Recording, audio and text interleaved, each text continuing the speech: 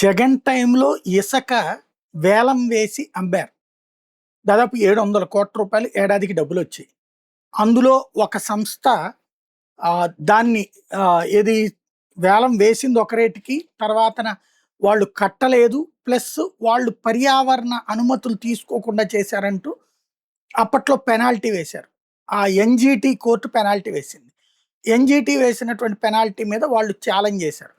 Challenge చేసిన తర్వాత supreme కోర్టులో ఛాలెంజ్ చేశారు. హైకోర్టులోకి వేస్తే హైకోర్టు కొట్టేస్తే సుప్రీం కోర్టులో ఛాలెంజ్ చేశారు. సుప్రీం కోర్టు ఆ విషయం మీద సీరియస్ అయింది.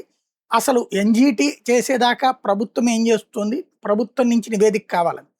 అప్పుడు జగన్ ప్రభుత్వం అధికారంలో ఉంది. దాన్ని జాగ్రత్తగా డౌన్ ప్లే చేసే ప్రయత్నం చేసింది. ఈలోపు బాబు ప్రభుత్వం వచ్చింది. అప్పట్లో తప్పుడు నివేదికలు ఇచ్చారు. లెక్క ప్రకారం అసలు వాళ్ళు 1,700,00,00,000 కట్టాలి. కేవలం 700,00,00,000 సంబంధించిందే కథ నడిచింది. ఇందులో ఉన్నటువంటి దాని మీద మేము 1,700,00,000 చేసాం. సుప్రీంకోర్టు స్వయంగా ఇట్లాంటి వాటిని పర్యవేక్షిస్తే మాకు సంతోషం అని ఇచ్చింది. Very good. ఇక్కడ ఏంటంటే సుప్రీంకోర్టు జడ్జిల దగ్గర మెహర్బానీ కోసం మాట్లాడారు.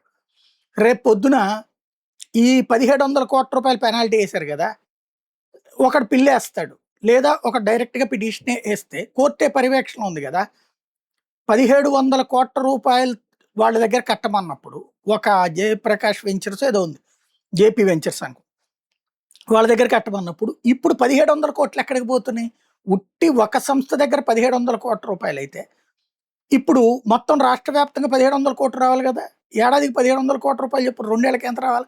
3,400 కదా. రేపు ఇంకొక ఏడాది పోతే ఇంకో 1,700 కదా. అంటే ఇంత సంపాదించి ఉంటారని ప్రభుత్వం అంచనా వేసినప్పుడు ఇంత ప్రజల ఆదాయం పోయినట్టే కదా. అది రేపు పొద్దున కుంభకోణం అవుతుంది కదా. సుప్రీంకోర్టులో ఆ రూట్లో వెళ్తే ఏమవుతుంది? ప్రస్తుతానికి లీగల్గా అవతలోడు పెద్దగా బుర్రలేనటువంటి వాళ్ళని పెట్టుకుంటున్నారు, లేకపోతే డబ్బులు ఎందుకు లేని లాయర్లకు తగలేయట్లేదు కాబట్టి జగన్ నడుస్తోంది. లిటిగేషన్స్ బిగిన్ అయితే వేరే వేరే వైపుకి వెళ్ళిపోతాయి.